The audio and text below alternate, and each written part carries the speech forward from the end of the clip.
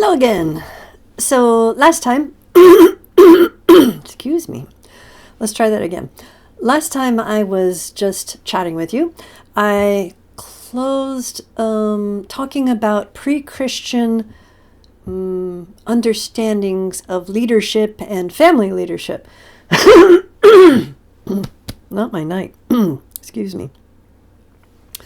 Okay, and the reason that I was talking about that, I'm talking about matrifocal, matriarchy, that kind of thing.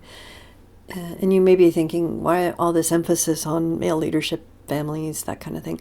It's because that I really feel if you're going to understand how something functions and there's something else in opposition to it, then you need to understand how the other thing functions as well, so that you can make a good decision if you're going to argue either of them or if you're going to try and implement one of them. Understanding all of the ramifications of each of these possibilities prepares you better to try doing either one of them. So that's why I was talking about pre-Christian perceptions of men and leadership. Now, my two examples were, again, Confucius and Aristotle. And what's interesting about them is I believe that I believe that in ancient China, you could have more than one wife. But I think in Greece, they tended to only have, they only tended to have one wife. So sort of in a way, you could say the beginnings of the nuclear family are starting to form. It's not a nuclear family yet, because to the Greeks, concubines and slave girls and stuff like that is perfectly fine to have. Your wife stays in the back half of the house and you, the husband, go out and do whatever the heck you want. Discreetly. You don't want to embarrass your patriarch by your behavior. But your wife probably is quite keenly aware that you'll sleep with anything you feel like sleeping with, even if it's her handmaids. In fact, especially her handmaids. So from there, we progress on to Christianity. And Christianity has taken full advantage of this philosophical underpinning that man is the leader and woman is inferior.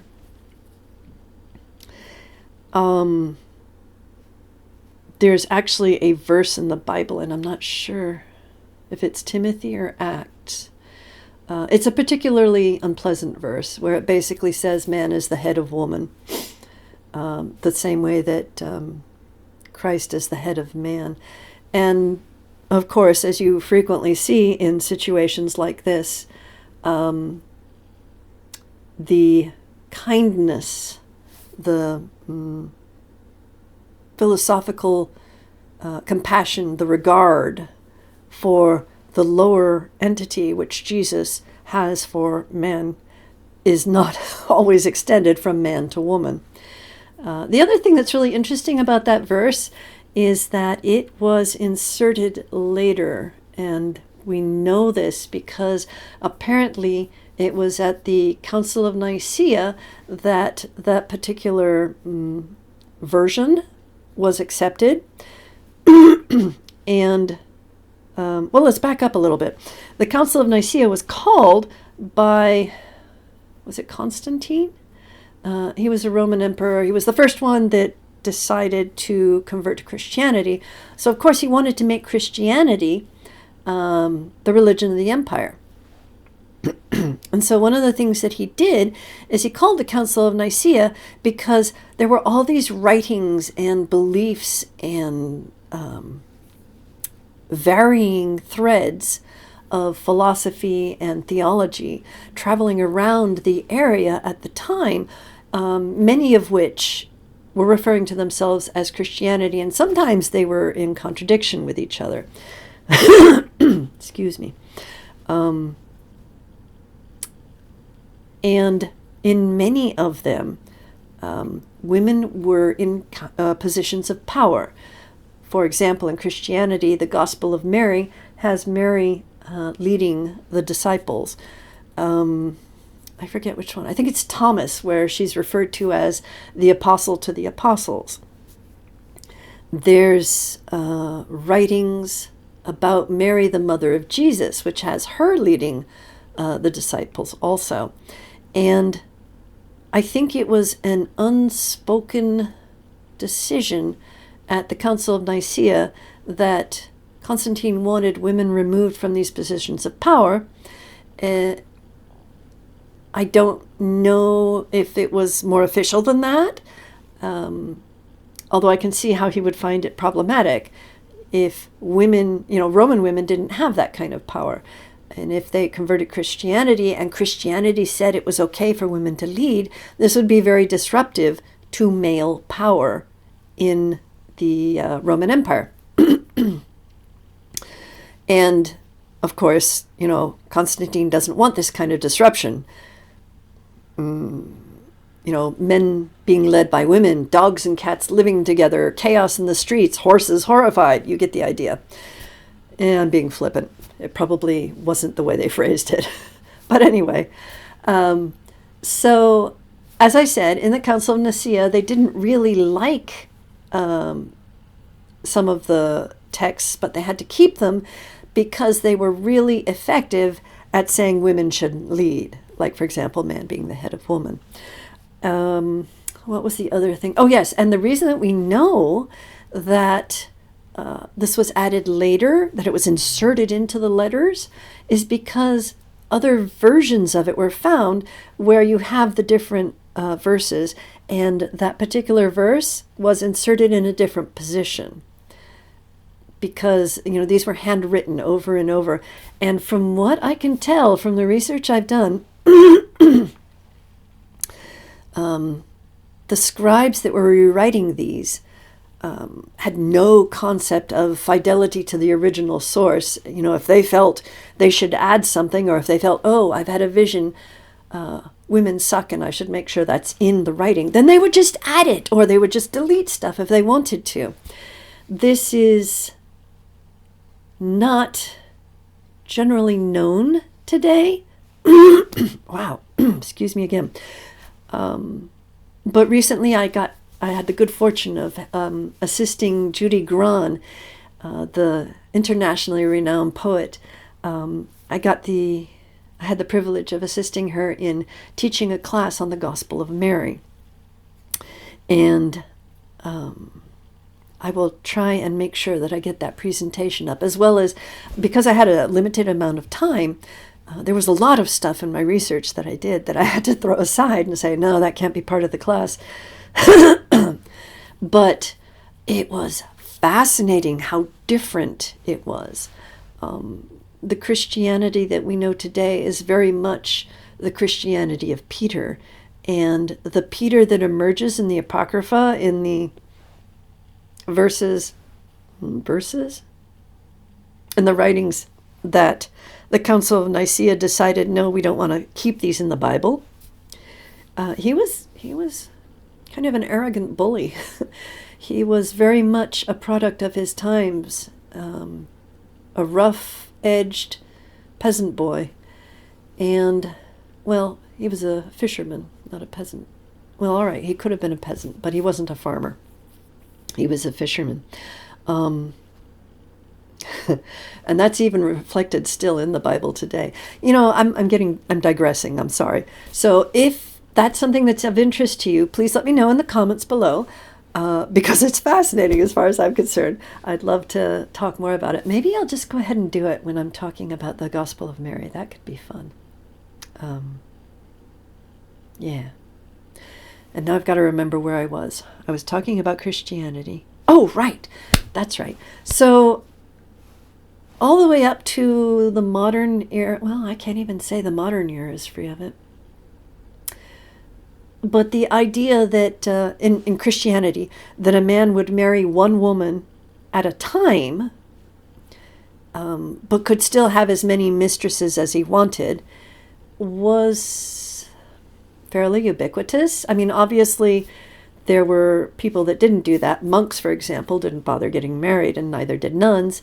But there was generally sort of a wink, wink, nudge, nudge about men getting to have affairs if they felt the need, as in if they wanted to. but women had to be pure and, only with one man, that kind of thing. So yeah, the double standard was there. And over time, you get to modern day. And I think it was the end of World War II with the GI Bill that the soldiers were coming back, and the GI Bill made sure that they could get married to a woman, they could go to wherever the job was, and they could still afford to buy a house, to do all the work, to push the woman into the role of support staff, basically. And this is something that really contributed to the growth and the belief of the nuclear family. This is particularly harmful to women, too, because at the time, at the end of World War II, when all the men had gone off to war, well, women flooded into the marketplace to make sure that the country kept going and they could do all these jobs in industry and factories and whatever. But when the men came back, they wanted their jobs back. And so between a combination of media pressure and male bosses just firing women for any reason or not hiring women, women were slowly pushed out of the marketplace and back into homes. Now, if that's what women wanted, more power to them. But women that actually wanted jobs and actually wanted to support themselves, not so good. And the problem was that there were still laws on the books that treated women as though they were the property of men. Coverture laws, for example. Coverture actually means to cover, as in the man's extending protection, covering the woman, the one that he'd married. So you get to today, and then you have this situation, which is almost laughable in its obvious nature, that these people are not well educated enough or have not looked at their own history, where you see situations where the nuclear family is supposed to be a situation where the male is dominant and the female is subordinate. And so you have statements like in the Senate, somebody actually saying that the nuclear family was an age-old institution, fulfilling both, quote, the traditional definition of marriage and traditional, especially Judeo-Christian, morality, end quote. And this is particularly ridiculous because if you actually look at the Bible, if you spend any time reading it all, you'll find that that's not really, the nuclear family is not really supported by the biblical argument. Even the most cursory examination of the Christian Bible will show you that the theoretically sacred, historical, moral, and traditional nature of this type of, this hegemonic ideal of the family is contradicted by the sheer number and variety of familial structures that the Bible shows us. Yeah, here we go.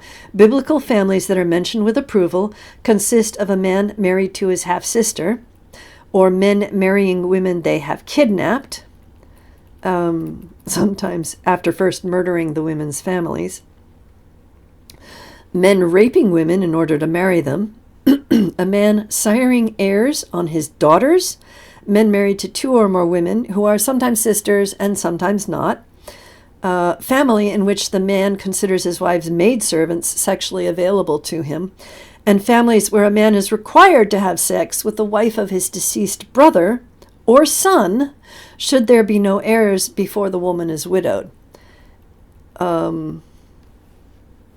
So, yeah, the nuclear family is not really supported by the Bible either.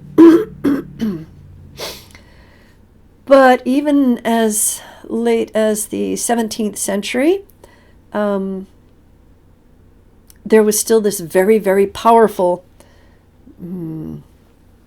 social thread of argument that men were the natural leaders. And honestly, the constant emphasis on this really starts to sound insecure after a while. It's like they have to pass laws to make sure that women are less powerful, and they keep talking about it. And the thing is, if it were truly natural, I don't think that it would be talked about that much. I mean, we don't have any laws or constant philosophical argument about, for example, whether it's a good idea to eat rusty metal. Rusty metal will kill you. It's very natural not to eat it. You don't have to pass laws against not eating it. You don't have to keep orating in public. One should not eat rusty metal. We know that that's a bad idea. It's natural not to eat it. So, yeah, this constant emphasis on women are inferior and we have to pass laws so that women can't own things, or they can't have a credit card in their own name, or they can't own property or whatever.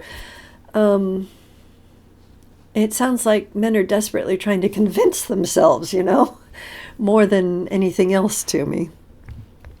Oh, yeah. This is the reason that I mentioned the 17th century. The idea of the father as the ruler of his family, and that being extended out to the country itself, that the king or president or dictator is the ruler of his family. This is an English political theorist, Robert Filmer, and he states very firmly, if we compare the natural rights of a father with those of a king, we find them all one, without any difference at all, but only in the latitude or extent of them. As the father over one family, so the king, as father over many families, extends his care. And this was something called, what was it from? Patriarchy. That's what he called it.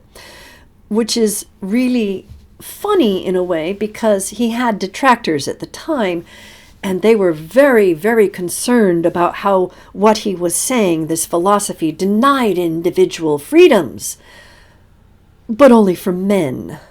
Women were the weaker sex, so of course they should remain in subjection to their husbands and fathers. So, I hope this is still interesting. I've got, I think, like a few other things that I want to say about it, and I'm going to talk about the Gospel of Mary as well, and I hope to see you soon. I hope you had a good time. If you did, please push the like button. If you're having a good time over most of this filming that I'm doing, I'd love it if you'd subscribe, if you want to share with your friends, something like that. So at this point, everybody take care. I hope you're enjoying sharing with me and learning with me, and stay safe. Be good. Take care. Bye-bye.